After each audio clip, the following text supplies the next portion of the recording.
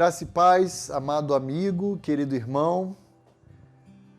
Nessa manhã de quarta-feira, espero que não apenas você, mas toda a sua família estejam bem. Meu desejo sincero é que você esteja aprendendo à luz da palavra de Deus a respeito dessas histórias fascinantes. Infelizmente, nós não conseguiremos esgotar todas elas ao longo dessa semana, porque a Bíblia é um livro de histórias fascinantes.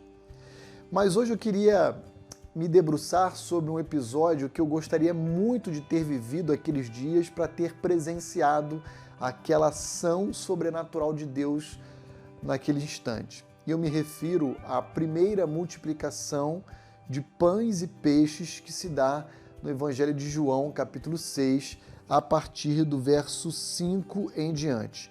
Eu queria ler, então, aqui apenas alguns versos contidos nessa passagem, que diz assim: Então Jesus, erguendo os olhos e vendo que grande multidão vinha ter com ele, disse a Filipe: Onde compraremos pães para lhe dar a comer?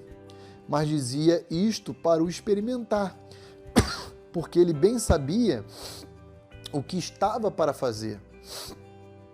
Respondeu-lhe Filipe: Não lhes bastariam 200 denários de pão para receber cada um o seu pedaço. Um dos seus discípulos, chamado André, irmão de Simão Pedro, informou a Jesus: Está aí um rapaz que tem 5 pães de cevada e 2 peixinhos. Mas isto o que é para tanta gente? Jesus coloca os seus discípulos à prova, porque ele está envolvido por uma multidão, na verdade, centenas, milhares de pessoas ouvindo do seu ensino. E então ele diz: olha, está chegando o momento da refeição, a barriga começa a roncar. Como é que a gente vai, Filipe, resolver esse problema para atender toda essa demanda? Jesus já sabia o que ele estava para fazer, mas ele fez isso para provocar Filipe a uma reflexão, para desenvolver a sua fé, para conhecer mais do caráter de Cristo, a quem eles estavam seguindo. E então André toma a iniciativa, irmão de Simão Pedro, para dizer: olha, mestre, como a gente vai resolver nós não sabemos, mas tem uma pessoa que tem 5 pães de cevada e 2 peixinhos. Meio que dizendo para o mestre: olha, isso não é muito para toda essa gente, mas isso é o suficiente para que o Senhor possa fazer uso, inclusive multiplicando e alimentando toda aquela multidão. E foi exatamente o que Cristo fez. E qual é a grande máxima que eu queria extrair dessa passagem para mim e para você no dia de hoje? Não importa a quantidade dos recursos que estão à nossa disposição para empreendermos e alimentarmos ou satisfazermos as demandas que chegam até nós.